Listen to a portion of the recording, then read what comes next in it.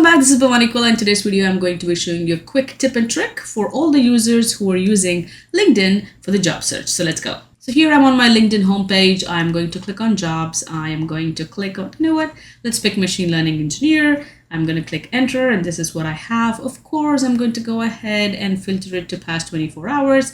And as you can see, this is 17 hours ago and I'm going to click on this one. This was 3 hours ago, but here's a quick tip and trick. If you want the latest or the recently posted jobs, you'll click on the URL and you will go all the way to TPR.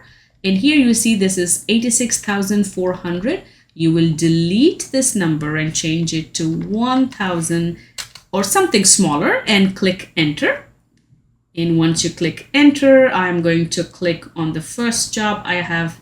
This has been posted 19 minutes ago and I only have 5 applicants here. I'm going to click on this. 20 minutes ago, 4 applicants, and 31 minutes ago, 1 applicant. Now 1 person clicked and applied. Here is 24 minutes ago, 2 applicants. So this trick kind of gives you access to and opens up all the jobs that have been recently posted and you'll be the first one to apply.